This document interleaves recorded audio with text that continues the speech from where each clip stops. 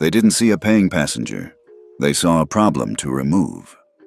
17-year-old Eli Parker sat quietly in seat 22B, hoodie up, backpack under the seat. The head flight attendant's smile was clipped to her face like part of the uniform. "You need to come with me," she said, bright enough for the rising phones.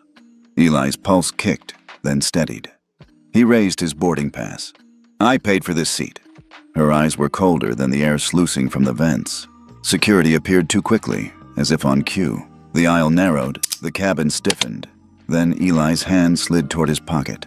The aisle felt like a narrow river turning against its own current as the head flight attendant moved toward row 22, each step flattening the murmur of boarding into a thin hiss. Eli Parker sat in 22B, gray hoodie up, dark jeans pressed, backpack tucked under the seat with one strap still hooked across his shoulder. He held himself compact, not cowering, just careful, the way you learn to be when attention can flip without warning. The woman's nameplate read Laura Hayes. Her smile was administrative rather than kind. "You need to come with me," she said, voice bright enough for the microphones already rising around them. The businessman in 22C angled his laptop as if privacy were a wall. An infant hiccuped 3 rows ahead. Someone's cologne mixed with coffee in the metallic cold of the cabin. Eli lifted his boarding pass on his phone, steady. "I'm in my assigned seat," he said. "Skylink 307, BOS to SFO, 22B. Laura glanced, nodded to nothing, and lifted her chin toward the forward galley as if tossing an order. "We're resolving a seat conflict," she replied. "Please gather your things." The woman at the window, silver hair coiled into a tidy knot, set her knitting in her lap. "He's been seated," she said, voice gentle but clear. "Why him?" Laura did not turn. Eli breathed once, twice, and let the air leave him in a straight line. "With respect," he said evenly. "Department of Transportation guidance requires you to seek volunteers before removing a seated passenger for overbooking. I'm already seated." A few heads lifted. A phone chimed as a live stream started.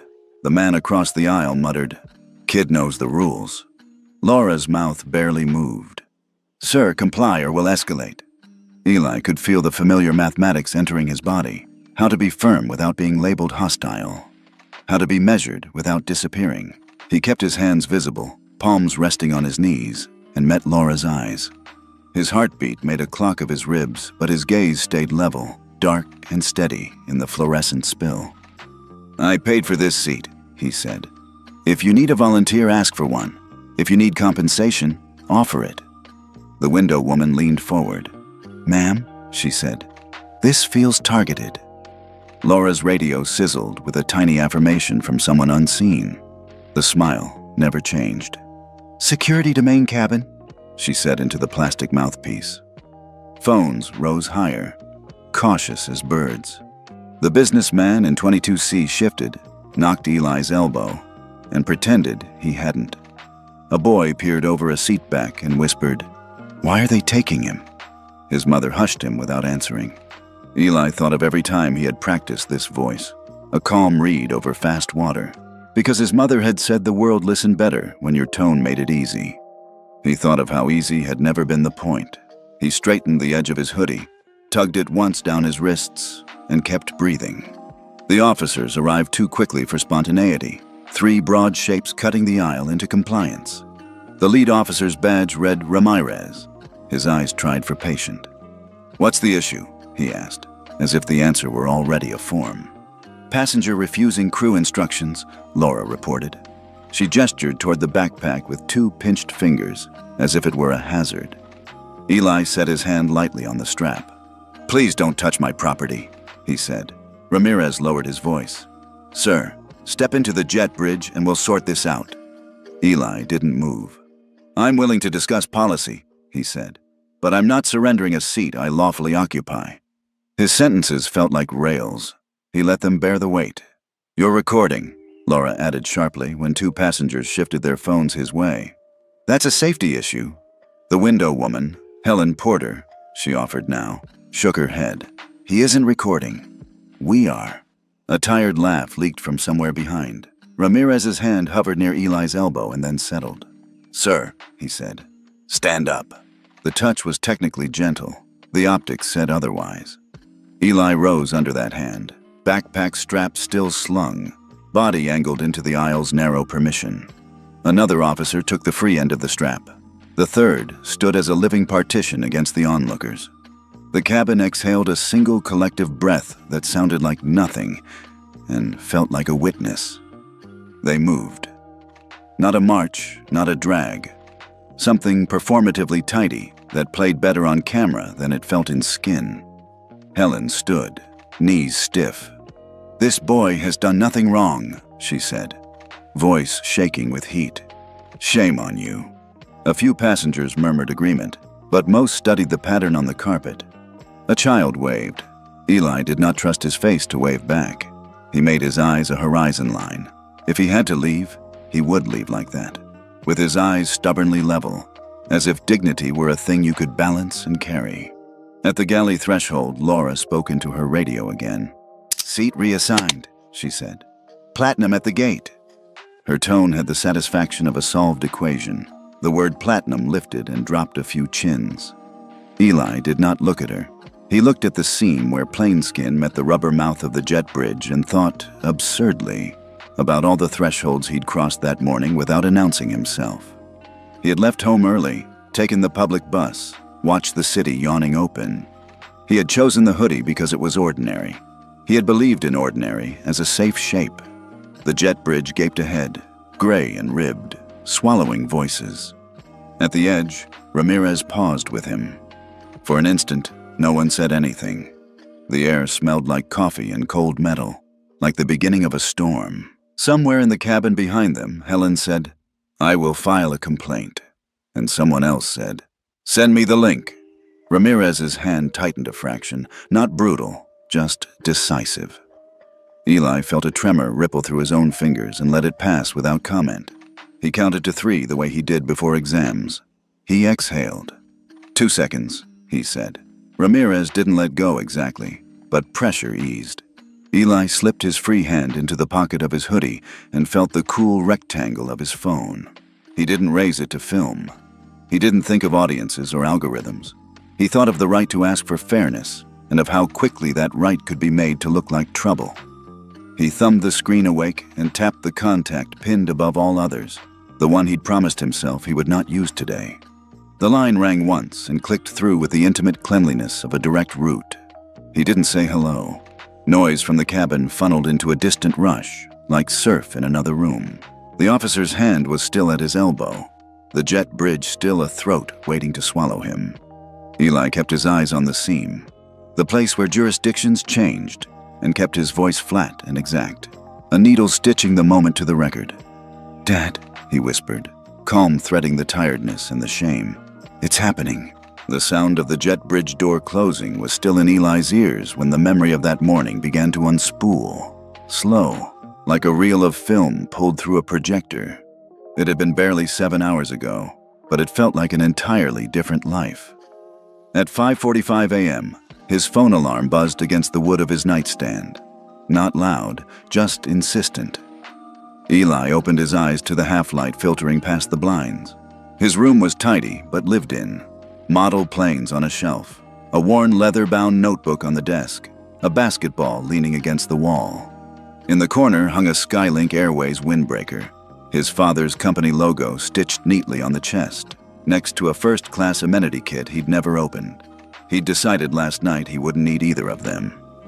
He showered, dressed in the hoodie he'd chosen with intent. Plain gray, no branding, soft from years of washing. Dark jeans, scuffed sneakers, a backpack slung over one shoulder. His reflection in the mirror was almost unremarkable, and that was the point. If people didn't notice him, they couldn't make assumptions. Or so he told himself. On the kitchen counter, his father had left a folder with his boarding pass and a note. VIP entrance, pre-boarding, first class. Don't be late. Eli slid the pass out, studied the seat assignment, 1A, and set it aside. He opened his laptop, logged into the Skylink website, and changed it to economy, the cheapest fare available on his route. Row 22, middle seat. He deleted the confirmation email from the shared account before his father could see it. He didn't take the waiting car service either. Instead, he walked the 4 blocks to the bus stop, morning air crisp and clean. The neighborhood's neat lawns were still shadowed. Sprinklers whispered over wet grass. A jogger passed without looking at him. Eli kept his hood up, hands in his pockets, not from the cold, but from a habit he couldn't name. The bus arrived with a hiss of brakes. Inside, it smelled faintly of diesel and yesterday's coffee. He slid into a seat halfway down. Across the aisle, an older man with a maintenance badge clipped to his jacket was reading a paperback with the spine cracked wide. After a few minutes, the man glanced up, caught Eli's eye, and nodded. "Headed to the airport?" the man asked. "Yeah," Eli replied. "Work or travel?" "Travel." The man smiled faintly. "Name's Carl. I fix planes. Been doing it for 30 years. Which airline you on?" "Skylink," Eli said, careful to keep his tone neutral. Carl's eyebrows rose. "Good outfit. My cousin's boy works ramp for them. You related to anyone there?" Eli shook his head automatically, then hesitated. "No one you'd know." Carl studied him for a moment, then returned to his book. Before he looked away, he said, almost as an afterthought, "Don't let them decide who you are, kid. Not out there, not anywhere." The words landed in Eli's chest and stayed there, like a weight and a buoy at the same time. At the airport, the terminal was already alive. Rollers clattering over tile, boarding announcements echoing under the high ceilings, the smell of coffee and cinnamon pretzels blending into something both comforting and impersonal. Eli bypassed the Skylink VIP check-in desk, ignoring the polished smile of the attendant who half recognized him. He joined the regular security line, inching forward behind a family juggling 3 car seats and a stroller. He kept his hood up as he made it through the checkpoint, collected his backpack from the conveyor, and stepped into the main concourse. This was the world he wanted to see, the one without lounges, without priority lanes, without anyone bending rules because of his last name. He told himself it was research, a way to understand the company from the ground up. The truth was closer to defiance. In the back of his mind was something his mother had told him years ago, after a run-in with a store clerk who had followed him through every aisle until she arrived to collect him. "If you ever get into trouble, don't call your father right away. Handle it if you can, because once you call him, it stops being just your fight." He'd nodded then, and for years he'd kept that promise. But this morning, before boarding, he'd caught himself tracing the edge of his phone, wondering how far that promise reached. He hadn't planned to break it. He hadn't planned for anything to go wrong. By the time he reached gate 42, boarding hadn't started yet. He found a seat against the wall, pulled out a paperback, the autobiography of Malcolm X, and started reading. Around him, travelers talked into phones, scrolled through feeds, stared blankly into space. No one paid him special attention. That was the idea. Still, a few minutes later, he noticed a man in an expensive suit at the counter, voice raised, gesturing sharply. Words like platinum and guarantee floated back toward the seating area. The gate agent's smile was tight, her tone diplomatic. The man leaned in, his voice dropping, and something in her posture shifted. Resignation, maybe. Eli kept reading, but he didn't need to see the rest to guess what had happened.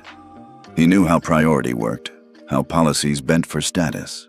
He'd grown up with a vocabulary of upgrades and overbooking, with the knowledge that money could reorder a list that pretended to be fair. When the first boarding call came, he waited. Zone 1, Zone 2, Zone 3. People streamed past him, some glancing at his book, others at his hoodie, a few at his face before looking away. His boarding group, Zone 4, would be last. That was fine. He wasn't here for convenience. As he stood when his group was called, Carl's voice came back to him. "Don't let them decide who you are."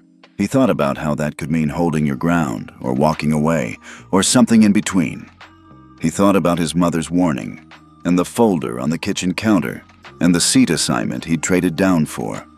At the jet bridge entrance, the gate agent scanned his boarding pass without comment. He stepped onto the plane, the hum of the cabin washing over him.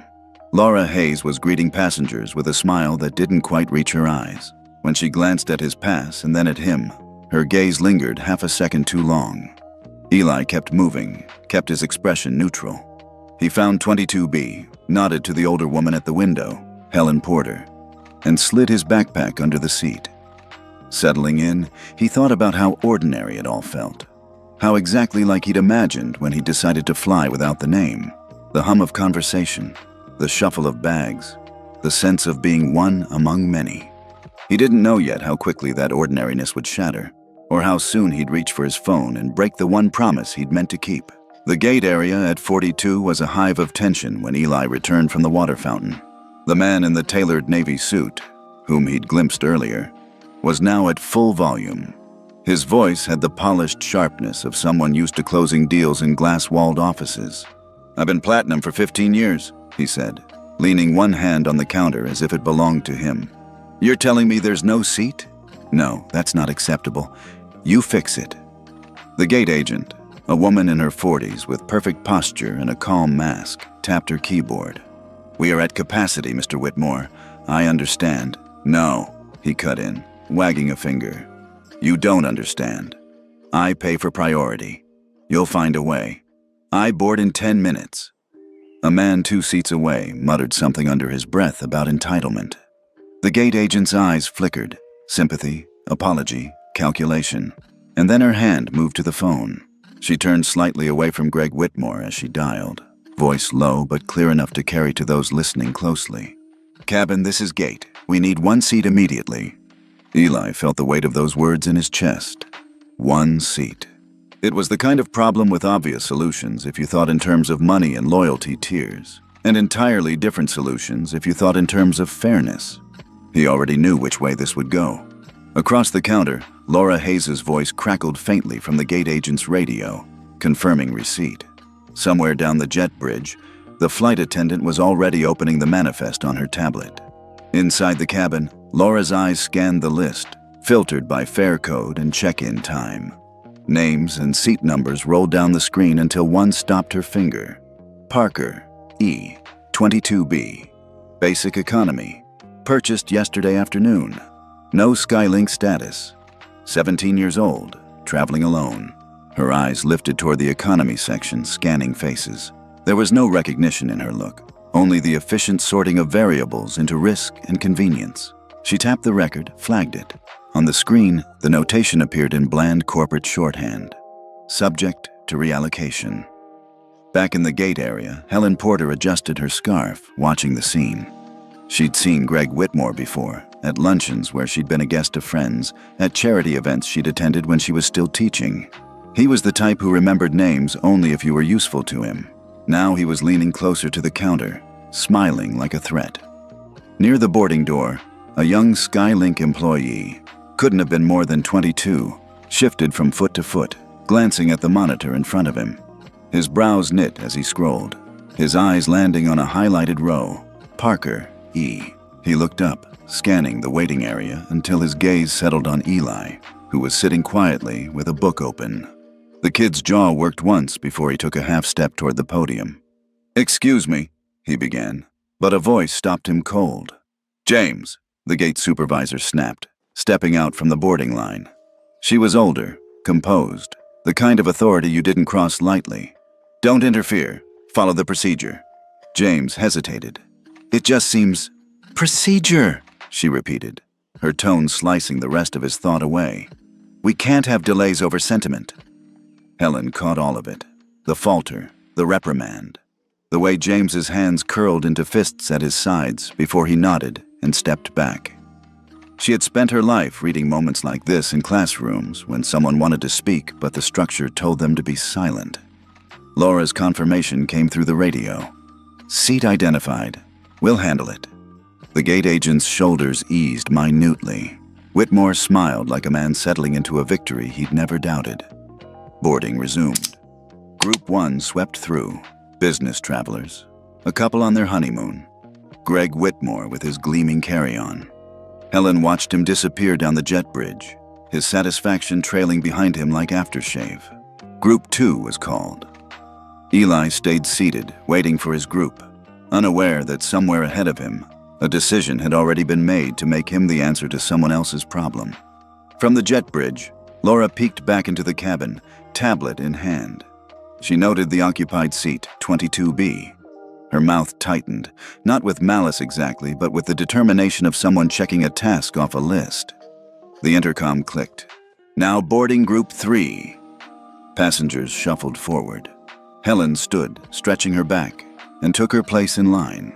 As she moved, she glanced once more toward James. His eyes darted toward Eli, then away, as if even that small act could get him in trouble. Group 4 was called at last. Eli closed his book, slipped it into his backpack, and joined the line. He didn't notice the quick exchange of glances between Laura and the gate agent as he scanned his boarding pass. The moment he stepped into the aircraft, Laura's gaze locked on him. She noted the hoodie, the backpack, the calm way he found his seat without fuss. On her tablet, she swiped once, turning the yellow flag beside his name into a red one. Helen slid into the window seat beside him, offering a polite smile. "Long flight," she said. "Yeah," Eli replied, setting his bag under the seat. He didn't see the way she studied him, tucking away her observations the way she did with her students back when she taught, noting the details that might matter later. Over the PA, the captain welcomed passengers aboard. The usual pleasantries about flight time and weather in San Francisco. Somewhere in the background, Laura's voice murmured into her radio again. Helen caught the words, "ready for reallocation," and felt a prickle at the back of her neck. She didn't know yet what it meant for the boy beside her, but she had a sinking feeling she'd find out soon. Eli leaned back, adjusting his hood slightly against the draft from the overhead vent. To him, this was still just another seat on just another flight. Numbers on a boarding pass, names on a manifest. He had no idea he'd already been reduced to the former in someone else's calculation. The door closed. The jet bridge began to pull away, and somewhere between the two, a decision had already been made. Parker, E. Seat 22B, subject to reallocation. The seatbelt sign hadn't even gone off when Laura Hayes reappeared in the aisle beside 22B, tablet tucked against her hip like a clipboard of authority. Her smile was fixed, her voice pitched for courtesy but sharpened by command. "Mr. Parker, I'll need you to come with me," she said. Eli glanced up, the hood's shadow softening the expression on his face, but not the steadiness in his eyes. "Is there a problem?" "We've had a seating adjustment. If you'll gather your belongings." He sat a little straighter. "If this is for overbooking, DOT guidelines require asking for volunteers first. Has that been done?"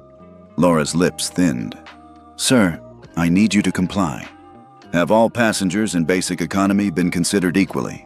he asked. "Or am I the only one?" A few heads turned. Someone 2 rows back angled a phone camera subtly toward the scene. Laura's gaze swept the cabin, clocking the lenses, then returned to him. "You're delaying departure. If you won't cooperate, I'll call security."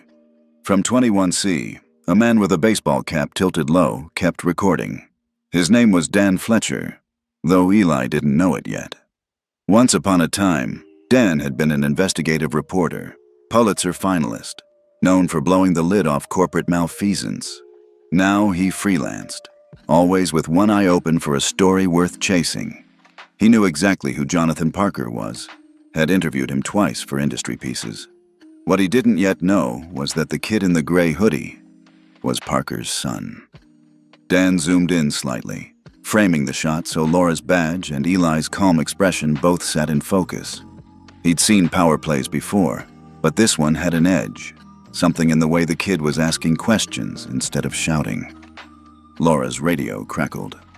The captain's voice, low but insistent.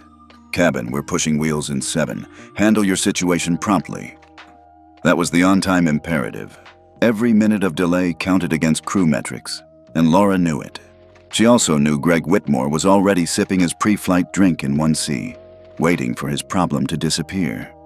"I'm not refusing to cooperate," Eli said evenly. "I'm asking for transparency. If you have to remove a passenger, it should be a fair process." "Sir," Laura said, dropping the veneer now. "Stand up, or I will have security escort you." The baseball cap's phone camera caught the way her tone shifted. Syrup gone, steel showing. Helen Porter beside Eli leaned forward. "He's right," she said. "If there's a problem, you handle it according to the rules." Laura ignored her. "Final warning," she said, and keyed her radio. "Security to main cabin, row 22. A ripple passed through the passengers. Low voices, shifting bodies. The sound of a zipper closing as someone prepared for the show. Eli exhaled slowly, keeping his eyes on Laura. "If this is your choice," he said, "then let's make it official." Two uniformed security officers appeared almost immediately, their presence filling the narrow aisle. One of them, badge reading Ramirez, gave a tight nod to Laura. "What's the issue?" "Passenger refusal to follow crew instructions," Laura said crisply. Eli's voice was calm. "I have not refused instructions. I've asked for equal application of policy." "Sir, we need you to come with us," Ramirez said, his tone suggesting this was not a conversation. Phones were up now, no longer subtle. Dan adjusted his angle, making sure to catch the tension in Eli's jaw and the measured stillness of his hands. "I will walk," Eli said, "but I won't be rushed." "Sir," Ramirez said, "for safety, I'm going to guide you out." He reached gently for Eli's arm, not gripping, not yanking, but enough contact to claim control. The second officer stepped forward, holding a pair of soft restraints, the cuff system used for compliant passengers. They weren't metal, but the symbolism was the same. Helen's voice rose over the hum. "This is wrong," she said. "You're making a mistake." Eli stood, sliding his backpack over one shoulder, the strap still caught beneath his arm. His hoodie slipped just enough for the light to catch the steady line of his gaze. If there was fear, it stayed buried under a layer of quiet resolve. The restraints looped over his wrists, cinched with a dull zip. Not tight enough to hurt, but firm enough to declare, "You are under our control." Eli kept his eyes forward, past the gawking passengers, past Laura's satisfied tilt of chin, to the narrow mouth of the jet bridge. Dan's camera caught the whole thing. Laura's posture, the officer's careful choreography, the boy in the gray hoodie who walked as if the cuffs were an inconvenience, not a defeat. Somewhere in the cockpit, the captain checked the clock again, irritation bleeding into his voice over the interphone. "Cabin, status?" Laura replied. "Situation handled. We'll be ready for pushback in 2. Eli moved down the aisle between the officers, the weight of eyes pressing in from both sides. A child whispered, "Why him?" and got no answer. Helen's knitting needles lay forgotten in her lap. As the jet bridge swallowed them, the cabin seemed to exhale, a release of tension, though not relief. Behind them, Dan lowered his phone, thumb already tapping a note. "Parker, Jonathan, Skylink CEO. Confirm relation to passenger?" The restraints stayed in place as they reached the threshold where the carpet ended and the metal floor of the bridge began. Eli's shoulders were square, his gaze unbroken. Whatever this was, he wasn't giving them the satisfaction of seeing him bow. The jet bridge was cold and echoing. The sound of their footsteps doubled by the hollow metal beneath. Eli's wrists itched under the soft restraints. Ramirez walked just ahead, the second officer trailing. The air smelled faintly of hydraulic fluid and coffee from a galley cart abandoned near the side wall. Halfway to the terminal, Eli's hand slipped into the pocket of his hoodie. The motion was slow, deliberate, the way you'd move if you didn't want anyone to think you were reaching for a weapon. His fingers wrapped around the familiar edges of his phone. The screen lit against his palm. One swipe, one tap, and the line rang. "Dad," he said when the call connected. Just one word. Jonathan Parker was seated in a wood-paneled conference room in Washington, D.C. The nameplate in front of him reading Witness, CEO, Skylink Airways. Cameras from 3 news outlets were trained on the U-shaped table where he and other airline executives faced the Senate Committee on Transportation. They'd been fielding questions about overbooking policies, pilot fatigue, and fare transparency. Jonathan had been waiting for his turn to speak when the phone in his jacket pocket buzzed, a tone only one number in the world could trigger. He glanced down, saw Eli on the screen, and felt his pulse shift. The room's noise muted in his head. He pressed the phone to his ear. "Son? It's happening," Eli said. The background noise told Jonathan exactly where he was. the hollow acoustics of a jet bridge, the muffled airport announcements bleeding in. Jonathan's chair scraped as he stood. The committee chair blinked, mid-sentence. "Mr. Parker?" "I'm afraid I have to step out," Jonathan said, already moving toward the door. His general counsel rose half an inch, then thought better of it. In the hallway, Jonathan's voice dropped. "Tell me exactly," he said. "They're removing me from my seat. Overbooking. I asked for fairness. They called security. I'm cuffed." Eli's voice was steady, the kind of steadiness that cost effort. Jonathan's jaw set. "Are you safe?" "Yes, but Dad." The call clicked faintly as it bridged into the Skylink corporate network. Without Eli knowing, that connection triggered an internal flag. Parker family, priority 1. A script in the airline's operations system logged the call, tagging the flight number, gate, and current delay status. In the operations control center, 1,200 miles away in Denver, the chief safety officer, Marianne Cho, was scanning incident alerts when the priority flag popped onto her dashboard. She frowned. Parker family? She opened the record and saw the flight. Skylink 307, BOS, SFO. Status, boarding complete, pushback pending. Passenger, Eli Parker. Reason, security removal, cabin request. Marianne didn't hesitate. She keyed in a hold command that froze the flight in the system. No pushback clearance, no departure, pending security review. The cockpit would see it as a temporary hold for a minor discrepancy. The captain wouldn't yet know why. In the jet bridge, Ramirez's radio crackled. "Hold position, repeat, hold position with passenger." He looked at his partner, shrugged slightly. "Copy," he said. Eli caught the exchange. "Problem?" "Just a pause," Ramirez replied. "They'll sort it out." Jonathan was already moving, phone to his ear as he crossed the marble floor of the Senate building toward a waiting car. His mind split in two, one half cataloging the political optics of walking out of a hearing, the other already calculating the fastest route to Logan Airport. He hit another line on his phone, patched in his executive assistant. "I want the duty manager at BOS on the line now," he said. "Also, Ops Control. Tell them I'm en route, and get me Captain Wilcox's direct number. He's got 307 today." In Denver, Marianne was briefing the duty manager. "We've got a Parker on board, removal in progress. CEO is aware. Flight's on ground hold until we clarify." At the gate, Laura Hayes stood in the galley, one hand on her radio, the other gripping the counter. "Why aren't they pushing back?" she demanded into the handset. "Ops hold," came the reply.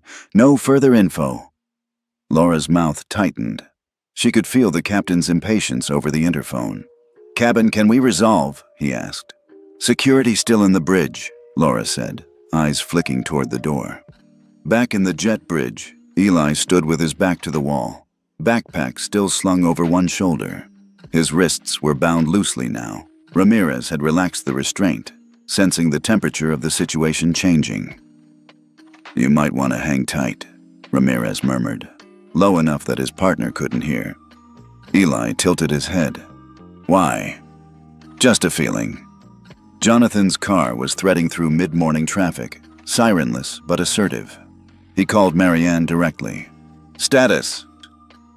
"We've got him with security in the bridge," she said. "Flight held. Captain doesn't have details yet. Do you want me to inform him?" "Not yet," Jonathan said. "Keep it contained until I'm on site." Eli listened to the sounds on his father's end. The muffled hum of a moving car, the clipped exchanges with staff. "You left something important," Eli said quietly. "Nothing's more important than this," Jonathan replied. The jet bridge door to the terminal opened slightly, then shut again. Laura appeared, her expression caught between irritation and uncertainty. She looked at the officers. "Why are we still here?" "Ops hold," Ramirez repeated. "No movement until cleared." Laura exhaled through her nose, then looked at Eli. "You've made this a bigger deal than it needed to be," she said. Eli's gaze was steady. Sometimes the truth is a big deal. Dan Fletcher, still in 21C with his camera running, caught her words on the edge of his recording. He didn't know yet how far this would go, but he knew a story when it started to pull in more players. Somewhere in the cockpit, Captain Wilcox was staring at the departure board, wondering why the ready flag had flipped back to pending. He keyed the interphone. "Laura, what exactly is going on back there?" "Just a seat reallocation," she said, eyes sliding away from Eli. "Almost done." But the almost stretched. 10 minutes. 12. In Denver, the hold remained. In Jonathan's car, the airport signs began appearing over the freeway. Eli shifted his weight, feeling the circulation return to his wrists. He didn't know all the gears turning now. The Senate hearing left behind, the operations flag, the chief safety officer who had frozen an entire departure board for one passenger. But he could feel the air thickening with something that wasn't defeat. For the first time since Laura had stood over him in 22B, he let himself believe the situation might turn. The freeway signs to Logan blurred past the sedan's windshield as Jonathan Parker thumbed a code only 3 people at Skylink knew by heart. Protocol 0 didn't live in any handbook or crew memo. It rode inside a secure pane of the operations system, a red toggle beneath layers of authentication that could freeze a single flight, a cluster, or if necessary, an entire bank. He didn't hesitate. The screen on his phone acknowledged the push with a small unassuming banner, Ops Hold, 307 BOS SFO. Reason, Safety Review, Interim. In Denver's Operations Control Center, fluorescent light washed over long rows of consoles where weather maps glowed next to runway layouts. Marianne Cho saw the hold deepen from pending to protocol. She didn't need the footnote to know who had escalated. She paged the corridor line that rang both the Boston duty office and the captain's dispatch channel. "Hold is now Protocol 0, she said evenly. "We require full cabin report before movement." Back on the aircraft, the cabin felt like a throat that had swallowed and stalled. The door was still attached, the jet bridge a ribbed tongue that hadn't quite withdrawn. Passengers checked watches, made jokes that didn't quite land, fed children crackers to distract them from the tangible friction in the air. Laura Hayes stood at the forward galley with a tablet she no longer trusted to be on her side. The captain's voice came over the interphone, clipped. "Cabin, confirm reason for Ops Hold." "Seat reallocation," Laura said too quickly. "Security involvement, nearly resolved." Silence stretched, then returned tight as piano wire. "Security involvement is not a reason. I want a written cabin report on the interphone board and a callback with specifics in 2 minutes." Laura swallowed and looked down the aisle toward the sealed door of the jet bridge, as if the explanation might walk back in and speak for itself. Her own version of events had felt procedural when she'd started. Now the word procedure tasted like cover. She paged the interphone's text module and began tapping. Basic economy passenger identified for reallocation to accommodate late arriving premium. Passenger challenged policy, security escorted. Flight ready once security clears. 3 rows back, Dan Fletcher watched the flight attendant's shoulders tense as she typed. He wasn't filming now. He'd already captured what mattered. He was, however, writing names into a note. Hayes, FA-led, Wilcox, CPT, Ramirez, Massport Security, Boy in 22B. He left the name blank. It would not stay blank for long. On the bridge itself, Eli leaned against the scuffed aluminum wall and tracked the micro-weather of everyone's faces. Ramirez had shifted from enforcement to escort, small changes in stance as if ready to reverse direction if told. The second officer had lifted the soft cuffs away entirely, slid them into a pocket with a glance that tried to apologize without admitting fault. The pause had lasted long enough for adrenaline to fade and a stranger stillness to settle in its place. A kind of interim where possibility could breathe. Eli's phone was back in his palm. The call to his father still open but muted. He could hear new voices on Jonathan's end, the rapid exchanges of staff, the dull thud of the car hitting seams in the road, the breath that his father took when he was choosing words that would move a system and not just a person. "Marianne," Jonathan said into one of those breaths, now on speaker so his assistant could hear. "I want the cabin facts, not euphemisms. And keep the captain looped, but not primed with anyone's story." "Acknowledged," came Marianne's voice. "Captain Wilcox is requesting clarity." Jonathan blinked at the name, then let out a breath he hadn't known he was holding. Michael Wilcox. 15 years ago, when Skylink was still a scrappy regional flying out of secondary terminals, Wilcox had been the one who'd scrubbed a takeoff after a sensor spit numbers no one wanted to believe. The delay had cost a contract Skylink could ill afford to lose. Days later, FAA analysis proved him right. The quiet integrity of that decision had kept passengers safe, and later kept the company from being known for something it would never live down. Jonathan had remembered the man's steadiness, the way he'd taken the heat and never once thrown anyone else under the aircraft for shade. He had offered him a promotion the next month. Wilcox had declined and asked for better maintenance schedules instead. Jonathan had given him both. Now the captain sat behind a door sealed more by trust than by hinges, and what reached him was fog. He stared at the Protocol 0 flag on his instrument display and felt something that wasn't irritation spread through him. The prickle of being used as a vector for someone else's obfuscation. He pressed the interphone. "Cabin," he said, voice sanded of its usual warmth. "You will list every pertinent fact. Was a seated passenger removed to accommodate a late premium arrival? Were restraints used? Were they necessary?" And, he added, because older promises still lived in his gut, "Was the passenger a minor?" Laura stared at the keypad as if letters could rearrange into a more forgiving answer. She typed, "Yes, yes, soft restraints. Compliance, yes." When she hit send, the word minor pulsed on the little screen like a heartbeat. Wilcox closed his eyes briefly. He thought of procedures and of the spirit underneath them, of metrics and the ways they warped human judgment. He thought, against his will, of Jonathan Parker, young then, brimming with a vision of connecting cities with dignity, and wondered whether that man still stood upright inside the CEO the news shows liked to spar with. In row 22, Helen Porter had stood the moment the officers escorted Eli out. She had made it all the way to the door before an arm barred her gently. "Ma'am," a ground agent said, "please take your seat." "I am filing a complaint," she had said, knitting forgotten in the crook of her elbow. "Who do I speak to who is not reading from a script?" "Ma'am, there's an ombudsman email. It escalates internally," the agent offered, sliding a card across the service cart as if it were a placating biscuit for a restless dog. Helen didn't bother to sit. She slipped her phone out, typed the address, and began dictating with the focus that had once calmed full cafeterias and chaotic assemblies. What she had seen, the tone in Laura's voice, the measured clarity of the boy in the gray hoodie, the way a young employee at the gate had tried to advocate and been silenced. She did not know the email would land in a private inbox flagged for personal review by Jennifer Hale, Office of the CEO. She did not know the subject line, immediate removal of minor from seat 22B, would ping on a watch somewhere in a sedan breaking every polite rule of DC traffic to reach a runway 3 states away.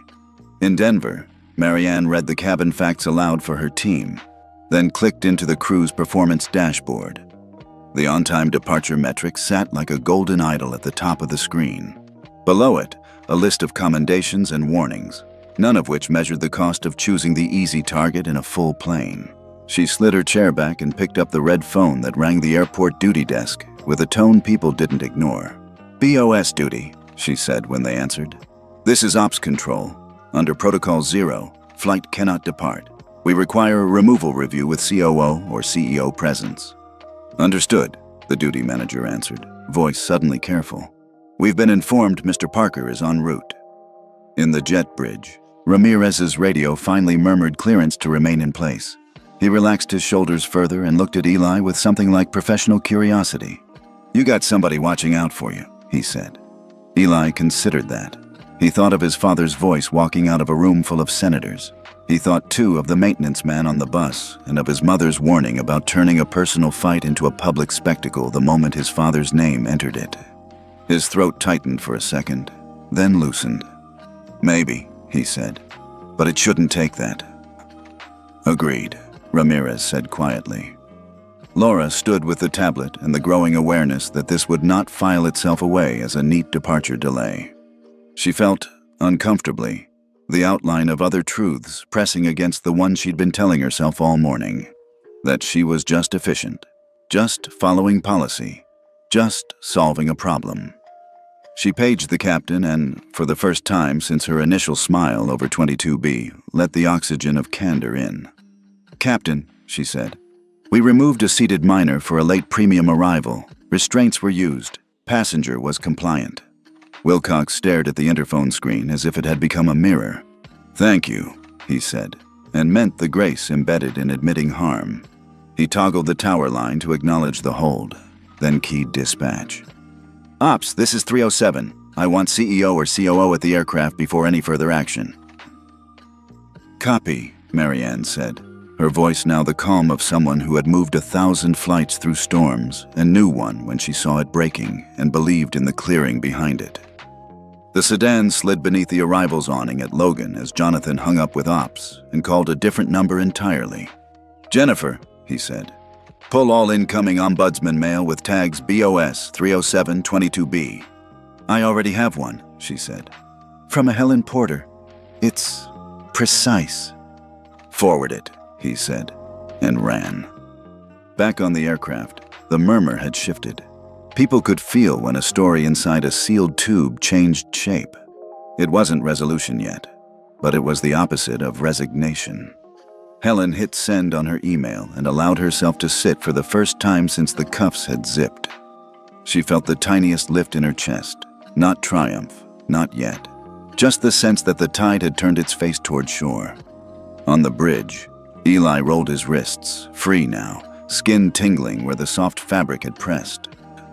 He looked at the gray corrugated walls, and then at the rectangle of open door back into the plane where, a few feet beyond, the world he'd tried to enter as a nobody was waiting to be reintroduced to him, with rules redrawn, or at least reread aloud for everyone. He took a breath, level and unbroken. The hold held. And in the hold, hope found room. The cabin was still in that suspended state when the jet bridge door opened. Conversation stilled as Jonathan Parker stepped inside, not in a tailored suit, but in the same navy blazer he'd worn at the Senate hearing, travel creases showing where he'd been moving fast. His eyes scanned the aisle, took in Laura Hayes frozen near the galley, the captain standing just outside the cockpit door, and his son in the bridge with 2 security officers.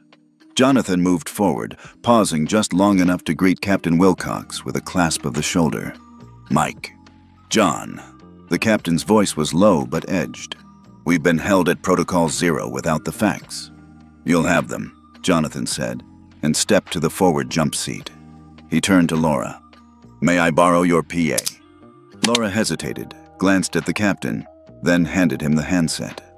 Jonathan pressed the button, his voice amplified into every corner of the cabin. "Ladies and gentlemen, my name is Jonathan Parker, CEO of Skylink Airways. We are not departing just yet, and you deserve to know why. A passenger in 22B was removed from his seat to accommodate a late-arriving premium traveler. He was a minor. He was compliant. And that removal was wrong. Wrong not just to him, but to every one of you who expects the seat you paid for to remain yours once you are boarded." Heads turned toward the empty middle seat in row 22. Helen Porter sat rigid beside it, hands folded tight in her lap. "This airline," Jonathan continued, "owes you fairness. We owe you the security of knowing policy will be applied equally, without exception for status or fare code. Today, that standard was not met.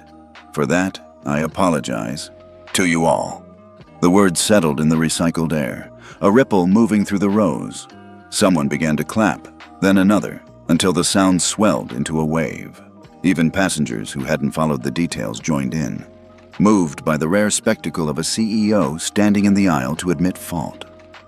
Jonathan let the applause crest and fade before adding, "I will be reviewing how this decision was made and ensuring it does not happen again. Not here, not on any flight bearing this company's name." He paused, eyes sweeping the cabin. "And one more thing. That passenger is my son." Gasps. A few murmurs, some shocked, some realizing why the hold had lasted. Jonathan didn't let the moment linger in self-pity. If this can happen to him, it can happen to any of you. That's why this is about principle, not privilege. The applause surged again, louder, almost defiant. Cameras rose into the air, red record lights winking. Then a voice cut through from the rear. "Don't perform for us." The tone was flat, skeptical. Heads turned to find a man in his 40s, leaning back in his seat, arms crossed. "I've heard apologies like that before. Different airline, same script. My mother was left overnight in a terminal after they bumped her for a priority traveler. She died 3 months later. No one called, no one fixed anything." The cabin's energy dipped, the applause thinning into awkward silence. Jonathan stepped closer, his expression steady. "I'm sorry for what happened to your mother. And you're right, words are not enough. That's why you will see policy changes announced within days. We will make them public, and they will be binding. Hold me to them." The man's eyes stayed narrow, but he nodded once, as if filing away the promise. Helen leaned slightly into the aisle. "Change takes someone willing to name the wrong in front of everyone," she said. "We just saw that." The tension loosened a fraction. Jonathan handed the PA back to Laura, who took it without meeting his eyes. Then he turned, gesturing for the officers to release Eli. The soft restraints slid free, leaving faint marks on his wrists. Eli stepped back into the cabin, the murmur of passengers following him to row 22. Jonathan didn't take a seat. He remained standing near the forward galley, speaking quietly to Captain Wilcox and Marianne Cho, who had just come aboard. The sense in the air wasn't just gloating. It was charged with something heavier. The awareness that a corporate wall had cracked in public, and that through the crack, people had been seen. It wasn't unqualified triumph. The skeptics' words had planted their own truth. But for most on board, the arc had shifted, from silence to confrontation, to a promise that might be worth believing. The jet bridge door hissed open again, but this time it was not to let Eli out. It was to invite someone else off. A ground supervisor stepped aboard, her blazer crisp, her voice measured. "Mr. Whitmore," she said from the aisle, "could you please bring your bag and step with me to the terminal?" Greg Whitmore's head snapped up from his glass of champagne in 1C. "Excuse me?" "It's a request from operations," the supervisor replied, not raising her voice. He glanced at the other premium passengers, as if expecting someone to back him up. No one did. Cameras angled toward him, the reversal palpable. With a muttered curse, he rose, pulled his carry-on from the overhead bin, and stalked down the aisle. His departure was silent, except for the faint hum of satisfaction in the air, a collective recognition that the scales had tipped, however briefly. As the door sealed behind him, Jonathan Parker took the PA again, but this time his tone was lighter. "Ladies and gentlemen, as a gesture of apology, Skylink will be issuing full refunds to every passenger on this flight, in addition to a complimentary round-trip voucher anywhere we fly. Details will be emailed to you within the day." A buzz of surprise swept through the cabin. Some people clapped again. Others reached for their phones to message family. For a moment, the earlier tension dissolved into murmured gratitude and the metallic chime of seatbelt signs switching off. In the forward galley, Laura Hayes stood rigid, her hands locked around the edge of the service counter. Her professional mask had cracks now, not just from the public dressing down, but from the pressure of something older, heavier. Jonathan hadn't spoken to her yet beyond procedural questions, but she could feel the weight of the company's eyes on her through him. She'd been with Skylink 12 years. In that time, she'd learned that on-time performance wasn't just a metric, it was a threat. Miss it enough times, and you'd be grounded to desk duty, your routes reassigned to younger, hungrier crew. This quarter, she was already on the edge. 2 delays not of her making had put her in the danger zone. The reallocate order from the gate had been a relief in its simplicity. 1 seat, 1 easy target, and you keep the clock running. She hadn't thought past that.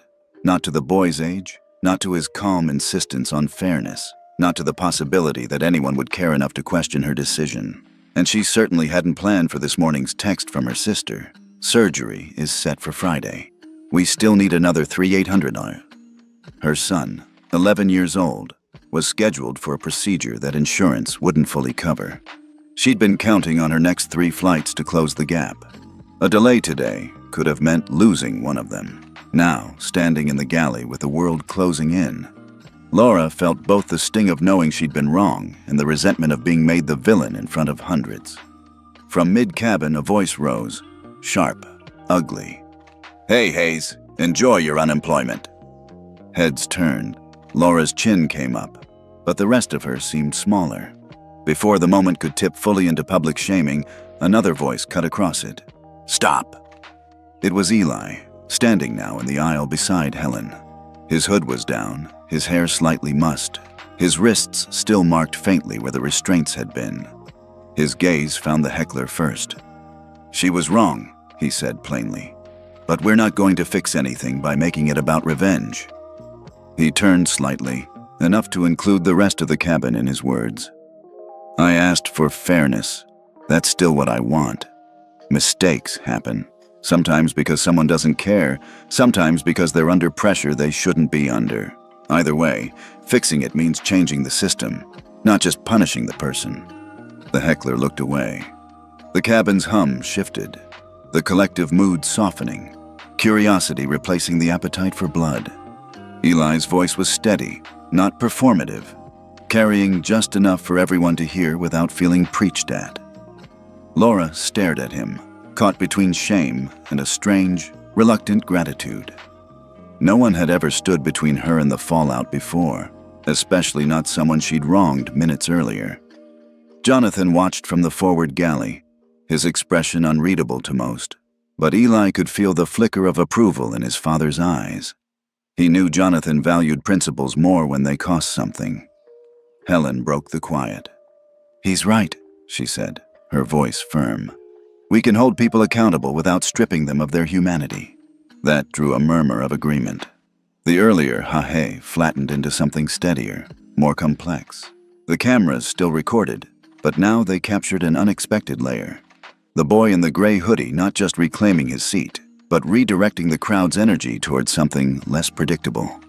Laura cleared her throat. "For what it's worth," she said, her voice low enough that only the nearest passengers heard, "I am sorry." Eli nodded once. "Then let's make sure it doesn't happen again." The exchange was brief, but it rewrote the emotional arc of the morning. Passengers settled back into their seats with the feeling they'd witnessed not just a corporate apology, but a moment of actual human grace. Jonathan took the PA one last time. "We'll be departing shortly. Thank you for your patience, and for reminding us that every seat, every passenger, matters." The seatbelt sign chimed on. The captain's voice came over the intercom, warmer now. "Cabin crew, prepare for departure."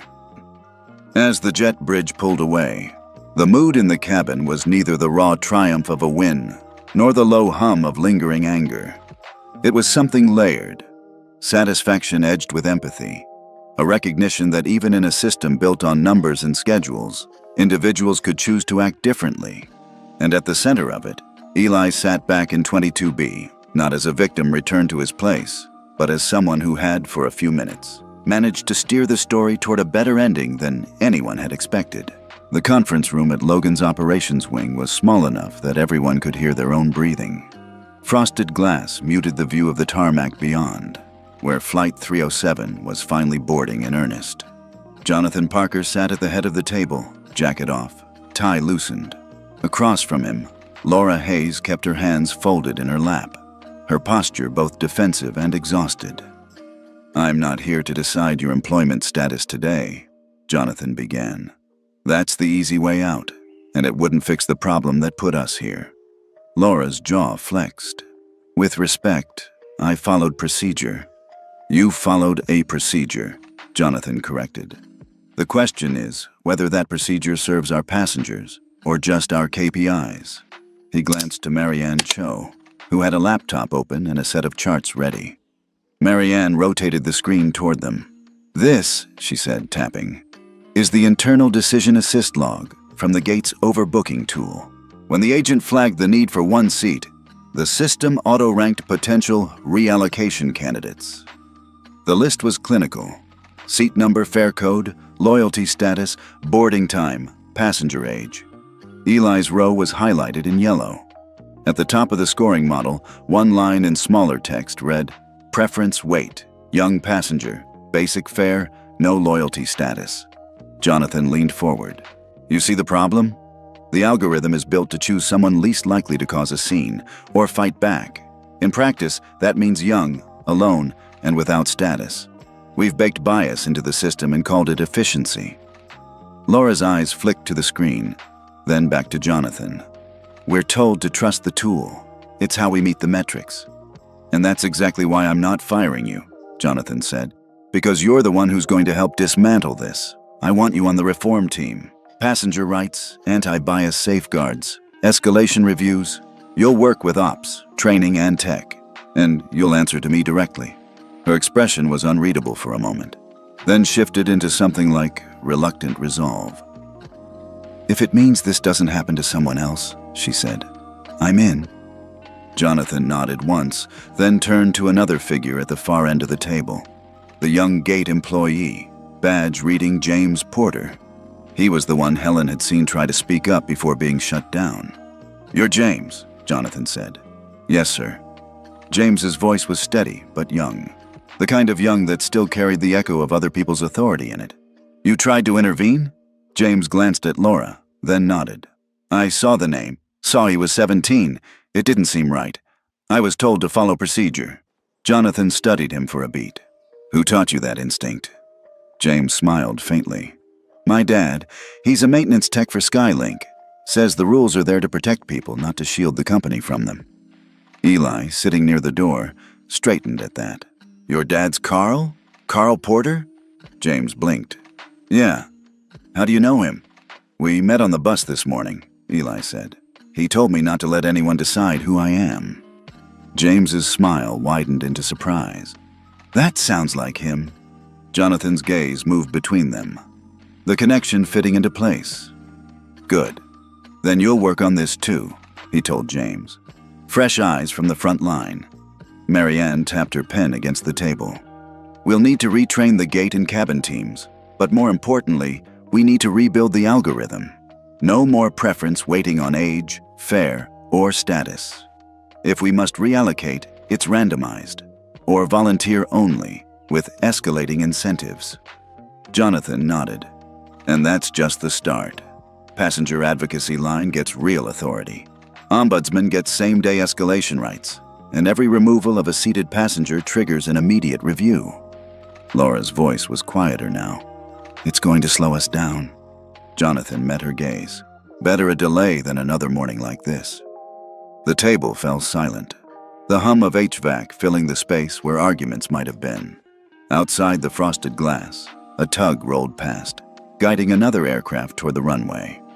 This is where we start, Jonathan said. Not with PR statements, not with handshakes in the aisle. We start in rooms like this, where the engine of the system actually turns. If we can change it here, it'll change out there. Laura exhaled, some of the fight leaving her shoulders. James looked like someone who'd just been handed a key he hadn't known existed. And Eli, still leaning back with his hands folded, felt the shape of the morning rearranging itself, not erasing the wrong, but sketching the outline of something that might prevent it from repeating. Jonathan stood.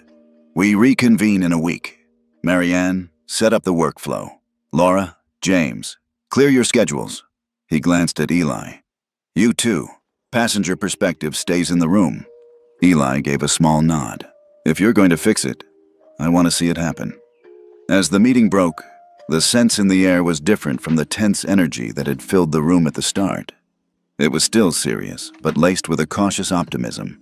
The first draft of change, written in the place where systems could actually be rewritten. By the time Flight 307 touched down in San Francisco, the morning's confrontation was no longer just a story on board. It was a headline. Clips from Dan Fletcher's phone had gone live before the wheels left the runway, stitched into short videos with captions that burned across social feeds.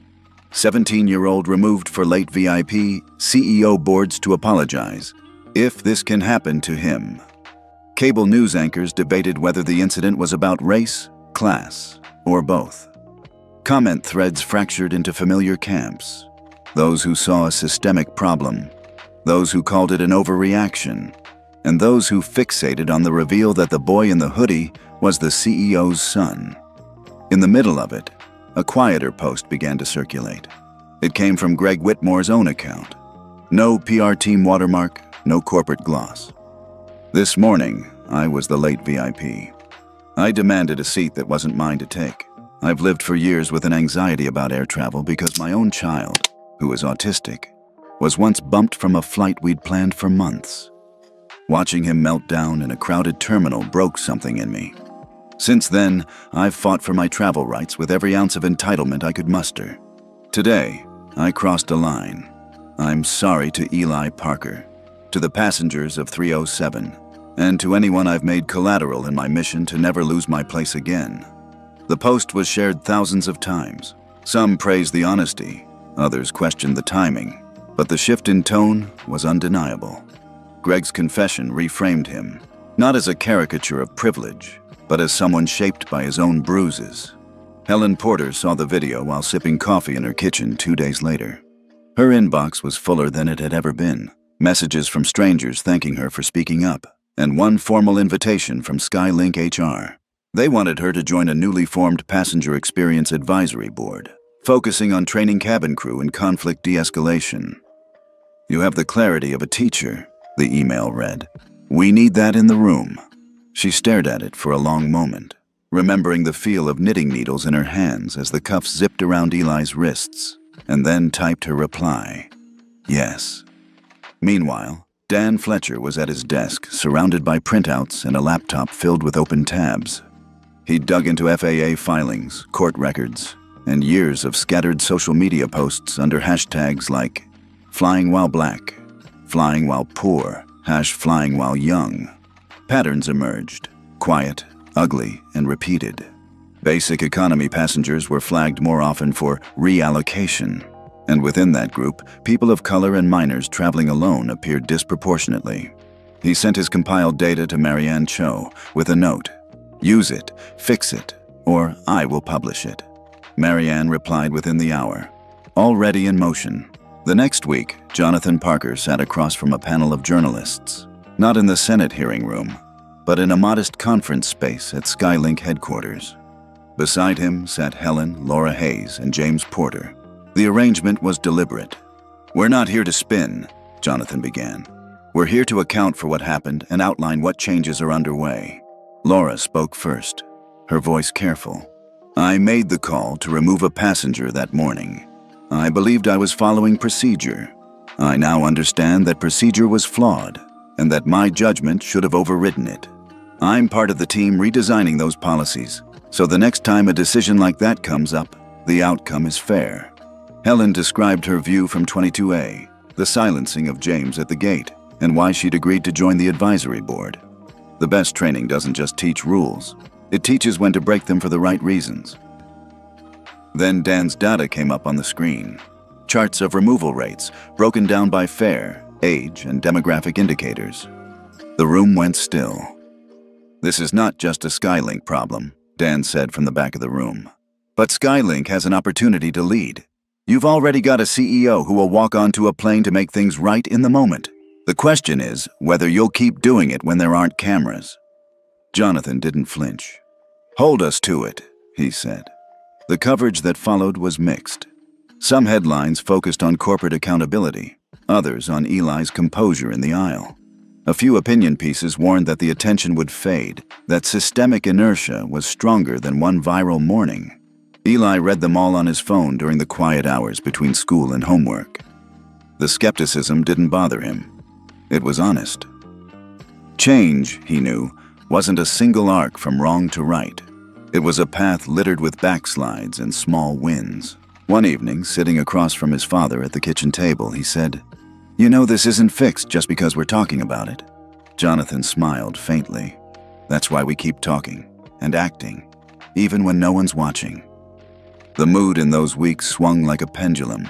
Repent in Greg's confession, hope in the new training plans, doubt in every column that asked whether any of it would matter in 6 months. But underneath, something had shifted. The sense that the wrong had been named, not hidden, and that the story's ending was still being written in the choices made after the cameras left. 3 months after Flight 307, Skylink's headquarters was filled with press again, but this time, the tone was different. Banners reading Passenger Bill of Rights hung behind the podium. Jonathan Parker stepped up first, flanked by Marianne Cho and a row of employees in new navy blazers with a discreet gold pin. A stylized handshake inside a circle. "These are our passenger advocates," Jonathan said, gesturing to them. "Starting today, every Skylink flight will have one crew member trained and designated to mediate any seating conflicts or overbooking situations. They will have the authority to halt removals, escalate directly to operations, and find solutions that don't strip passengers of dignity." The slides behind him ticked through other reforms. Implicit bias and conflict de-escalation training for all cabin and gate crew, mandatory and recurring every 6 months. Overbooking algorithm overhaul, removing all age, status, and perceived compliance weights from reallocation logic. Transparency requirement. If reallocation must occur, it will be explained to the cabin, with documented volunteer incentives before any involuntary move. The announcement was met with cautious nods from reporters, some scribbling, others already tweeting. But the real test came 2 weeks later, on a routine Skylink 114 from Dallas to Chicago. Mid-boarding, a family of 4 arrived at the gate, their connecting flight from El Paso delayed.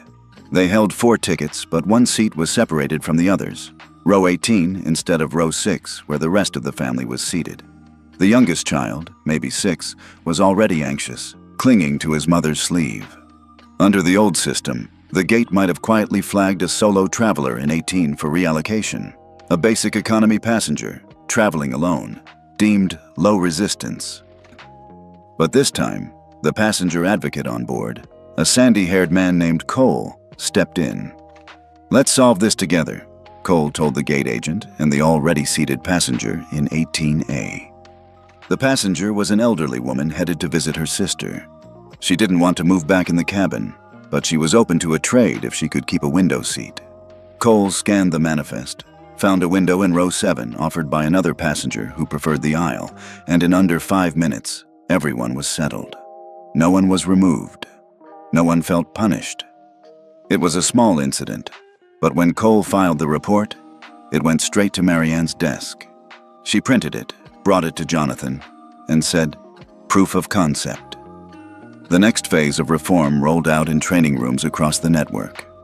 One afternoon, in a mid-sized conference room at JFK, Laura Hayes stood in front of 24 new hires.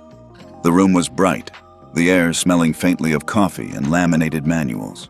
"I'm not here to give you the corporate version of my story," Laura began. "You've all read about Flight 307. What you haven't heard is what it felt like in the moment. I thought I was doing my job, protecting our schedule, following procedure. I didn't stop to think about the person in 22B beyond what the algorithm told me. And in doing that, I hurt a passenger, undermined our values, and nearly destroyed my own career." She paused, letting the weight of that hang. "This isn't about guilt-tripping you," she continued. "It's about recognizing the split second where you can choose to just execute a process. Or you can step back and ask, is this fair? That's what the Passenger Advocate program is for.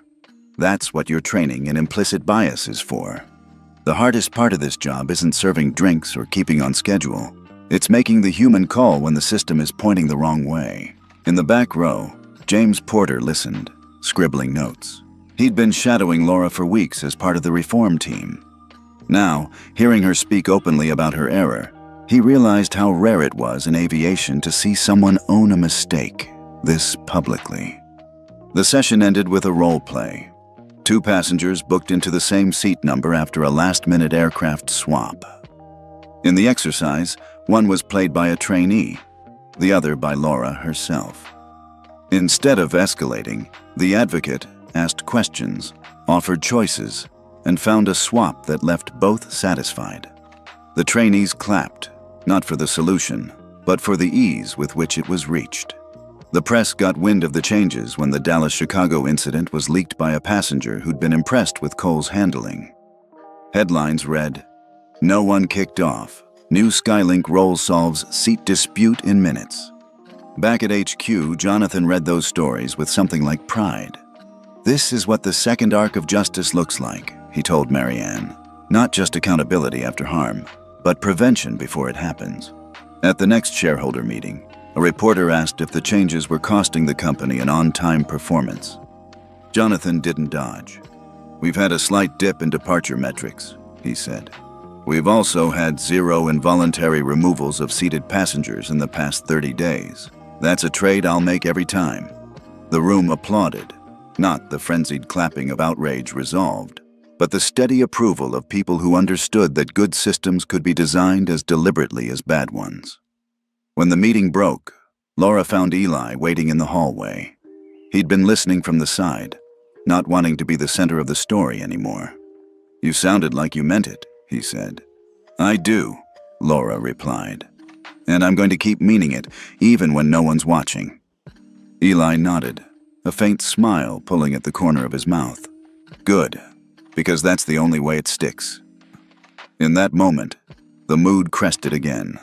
Not the volatile high of confrontation, but the deep satisfaction of seeing a principle become practice.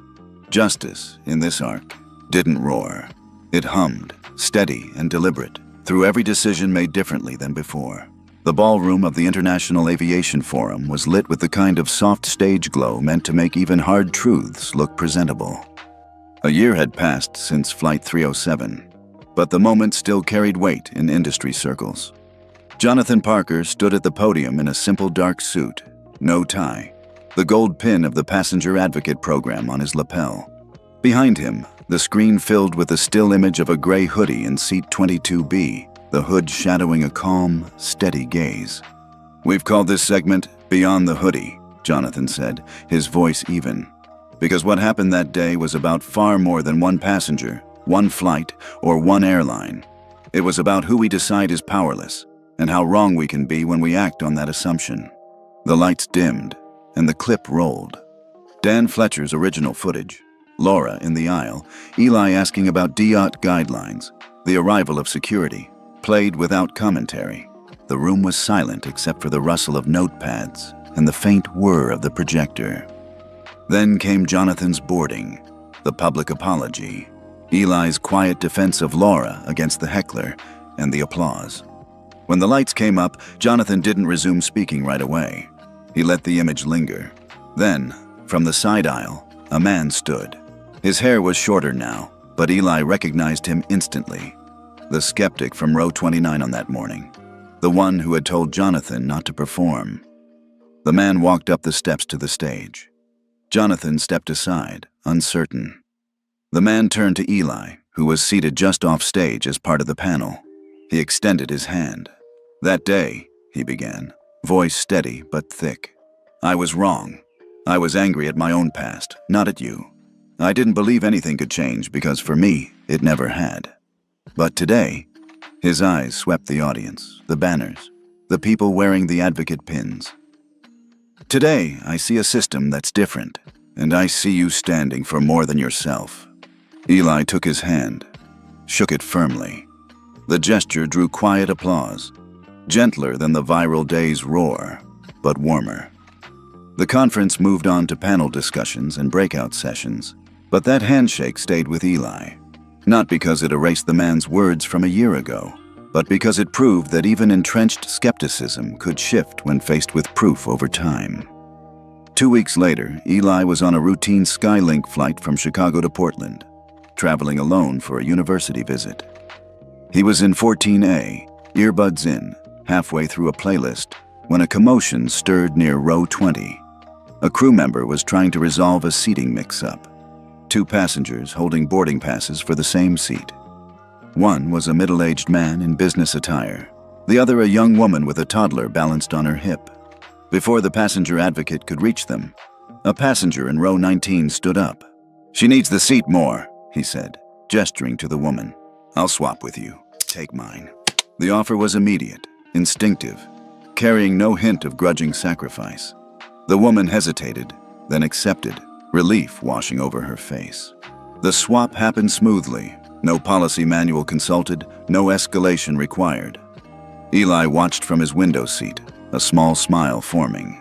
The culture had shifted, not in theory, not in a press release, but in the muscle memory of ordinary travelers who had absorbed a different way of being in that shared, confined space. When the plane touched down, He texted his father. Saw it happen today before crew even stepped in. Think you'd be proud. Jonathan's reply came a minute later. Prouder than you know. Months later, back at the Parker home, Jonathan sat on the porch with a mug of coffee, the early light spilling across the yard. Eli joined him. No hoodie this time, just a plain t-shirt, his posture relaxed. You've built something that works, Eli said, nodding toward the phone on the table that kept buzzing with updates from the Advocate Network. Jonathan shook his head. We've built it, and it's bigger than Skylink now. Other carriers are copying the model. Regulators are watching. That's the legacy, not the airline, not the stock price. The legacy is a standard for justice in the air that we can hand down. Eli looked out at the horizon, the morning quiet around them. He didn't need to respond. The smile he gave was small, but it carried the same power as the gaze he'd held in seat 22B a year earlier. Steady, unflinching, certain of his own ground. No camera rolled, no applause followed. But in that moment, the arc of change felt complete. Not because there was nothing left to do, but because the path forward was clear, and enough people were already walking it.